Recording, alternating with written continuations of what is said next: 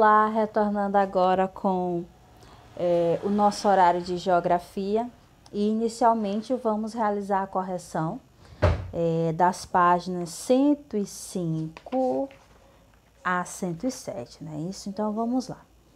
Na primeira questão da página 107 diz assim: você consegue identificar as atividades econômicas representadas nas fotos? Quais são? Então, conforme podemos observar, as duas imagens da página 104, nós podemos estar observando que temos aí a agricultura na primeira imagem, isso da página 104, ok? Na primeira imagem nós temos a agricultura e na segunda nós podemos observar o comércio, não é isso? Isso na página 104. Já na página 105 nós podemos estar observando na primeira imagem a pecuária e na segunda imagem o comércio. Entendido? Na segunda questão diz assim: como essas atividades econômicas ligam o campo à cidade? Percebam que a produção do campo, ela complementa, né? Ela integra as atividades comerciais que estão presentes na cidade. Então, a produção no campo, ela vai estar complementando, integrando as atividades comerciais e também industriais que estão presentes na cidade. Então, como a gente vem discutindo desde o capítulo anterior, né, que a cidade e o campo, eles se complementam. Agora vamos lá para a página 106. E o nome do texto é A Vida Virtual. Muitos moradores da cidade e do campo contam com o comércio eletrônico para realizar compras ou apenas para pesquisar os preços de produtos. Quando compramos um produto pela internet, nós estamos utilizando uma prestação de serviço que nós chamamos de virtual. Além disso, para que o objeto chegue à nossa moradia, também precisamos de um outro tipo de prestação de serviço. A entrega do produto, que pode ser realizada por diferentes meios de transporte. Benjamin! Os serviços de transporte e entrega de produtos cresceram muito desde o início do comércio eletrônico, pois as empresas que realizam esses serviços são responsáveis pela entrega de grande parte dos produtos comprados pela internet. Então, vamos lá. Na primeira questão da página 107, nos diz assim: no dia a dia, sua família utiliza a internet para realizar compras ou vendas de produtos? É uma resposta pessoal, mas em geral,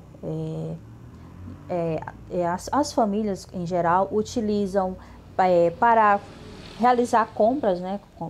Compras, ou até mesmo também para efetuar pagamentos, né? Ou realizar alguma venda. Então, basicamente são essas funções que as famílias utilizam para realizar compras e vendas na internet.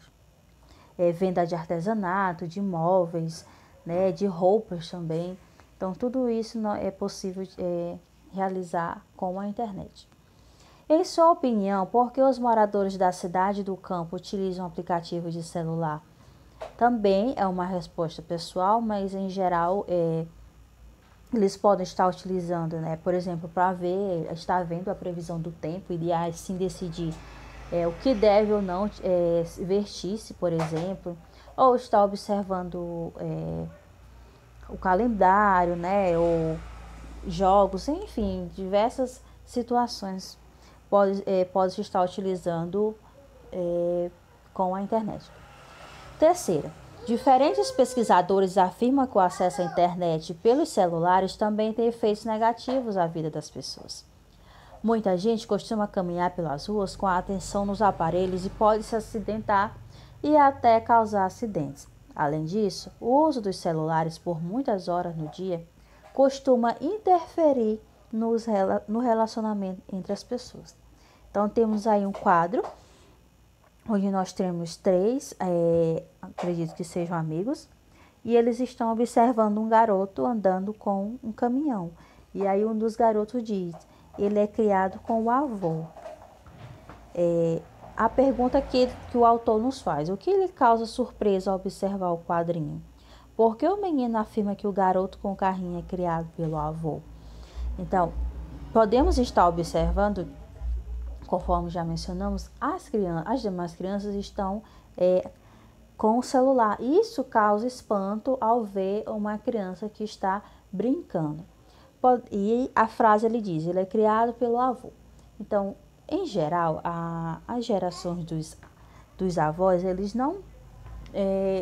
não são tão apegados assim a aparelhos eletrônicos, né, como a geração de agora. Então, eles não são tão apegados assim, utilizam, mas não com tanta frequência. Ou podemos estar associando a frase do garoto também o avô ter mais tempo para estar brincando com o neto. Então, aí essa imagem ela gera vários questionamentos e vários entendimentos quanto a essa imagem. O nosso tema de hoje é quem vive na cidade. E assim nós estaremos fechando a unidade 3 do nosso livro. E o tema de hoje é quem vive na cidade. Então vamos aí para a leitura. A maior parte da população brasileira vive no campo ou na cidade? E aí, para responder essa pergunta, nós temos aí um gráfico. E aí diz assim, Brasil, população do campo e da cidade nos anos de 1960 e 2010. Então, podemos observar que a população do campo, em 1960, era em média 51. Já em 2010, diminuiu bastante e ficou em 16. Já a população da cidade em 60 era 45, mas em 2010 foi para 84. E aí nós podemos perceber que as pessoas que viviam no campo estavam se deslocando para a cidade. E aí é um processo que nós vamos entender agora. Como é que se chama este processo? Grande parte da população que morava no campo mudou-se para as cidades. Então, esse processo nós chamamos de êxodo rural. Então, toda vez que vocês ouvirem esse termo êxodo rural, lembre-se que é a saída do campo das pessoas, né? Saída das pessoas do campo para a cidade. Entendido? Êxodo rural, a saída das pessoas do campo para as cidades. De acordo com as informações fornecidas pelos censos demográficos, então censos demográficos são as pesquisas que são realizadas a cada 10 anos, né, pelo Instituto de Geografia e Estatística, que nós chamamos de IBGE, Instituto Brasileiro, na verdade, de Geografia e Estatística, IBGE, ele que é o instituto que é responsável por estar realizando essa contagem, essa pesquisa e contagem para saber a quantidade os brasileiros estão, ou até mesmo como exemplo do nosso livro, quantas pessoas saíram do campo para a cidade. Então, eles são responsáveis por estar realizando essas pesquisas e nos informando esses números, esses dados. E aí, de acordo com o censo fornecido pelo IBGE, né, a mudança de um grande número de brasileiros para as cidades ocorreu principalmente na década de 60. Então, atualmente, a maior parte da população brasileira, elas vivem em cidades. É aquela coisa, né? A cidade vai crescendo e aí vai trazendo N oportunidades, aí as pessoas, nossa nova geração vai tendo novas curiosidades e querendo conhecer mais e também mudar um pouquinho da vida até então. E aí tomam a decisão de estarem se mudando para a cidade em busca de oportunidades também. Então, no campo e nas cidades, podemos observar a contribuição de diversas culturas. As pessoas que saem de seu local de origem e passam a viver em outro local influenciam a vida e a cultura do novo lugar de morada. Olha que interessante.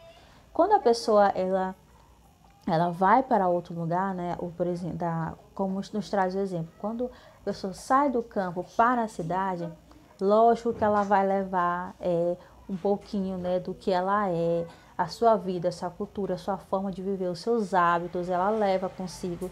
E aí acaba que deixando um pouquinho no novo lugar em que ela vai viver, onde ela vai habitar. Então, isso acontece de diferentes formas, como podemos observar aí nas imagens. Então, nós temos aí 3 imagens. Na primeira imagem, nós temos esculturas no Centro Municipal Luiz Gonzaga de tradições nordestinas, no Rio de Janeiro. Então, em 2017, estados como Rio de Janeiro e São Paulo têm forte influência cultural nordestina, pois receberam muitas pessoas da Bahia, do Ceará e da Paraíba. Então, por exemplo, como podemos observar, muitos nordestinos migraram nas décadas anteriores, migraram para São Paulo em busca de oportunidades de vida, oportunidades melhores de empregos e tudo mais, o famoso melhorar de vida. E lógico que levaram toda a sua cultura, né, a sua arte. E aí podemos perceber, conforme a legenda desta imagem, que eles deixaram sim um pouquinho do nosso Nordeste lá em São Paulo e Rio de Janeiro. Na próxima imagem nós temos a festa de comemoração do Ano Novo Chinês lá em São Paulo. Então, na verdade, São Paulo é a maior cidade que tem essa influência de vários lugares, né? Então, existem bairros, né, onde essas pessoas vivem, bairros de chineses, bairros de japoneses, e assim vai interagindo, novas culturas vão se conhecendo, e aí cada um vai distribuindo um pouquinho de cada para cada um.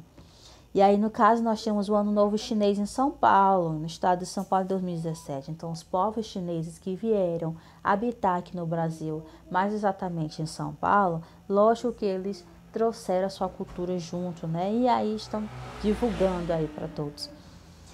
Na próxima imagem, nós temos o monumento com chaleira, cuia e bomba, simbolizando a tradição do chimarrão gaúcho em Chapadão do Sul, estado do Mato Grosso do Sul, no ano de 2014. Então, esse estado recebeu pessoas que deixaram o Rio Grande do Sul para ali viverem. Então, não só como observamos, né, de um país para outro, mas também de estados para outro, né? Então, aí nós temos a cidade do Mato Grosso, em que receberam gaúchos, e lógico que também eles levaram um pouquinho de sua cultura, né? E aí acaba que se instalando até e virando uma interação de culturas. Então, lógico que é bastante interessante, é sempre bem-vindo. Então, assim, hoje nós finalizamos a nossa unidade 3, nosso livro de geografia, graças a Deus, terminamos no prazo certinho. Lógico, na próxima semana nós estaremos realizando a nossa revisão. Então, vai ter, conforme eu acho que eu já falei isso no vídeo ontem, de terça-feira de ciências, nós teremos todo um cronogramazinho para a nossa revisão, para ficar uma coisinha organizada, sem ter que, por exemplo, ficar repetindo revisões. Por exemplo, nós temos muitos horários de matemática, né? Isso na nossa semana. Então, nós não vamos ter revisão todos os dias de matemática, até porque não fica muito legal, né? Fica cansativo. Nós vamos ter um determinado dia para cada uma, para ficar bem bacana a nossa revisão e com bom entendimento, lógico. Então, assim finalizamos a nossa unidade 3 de Geografia.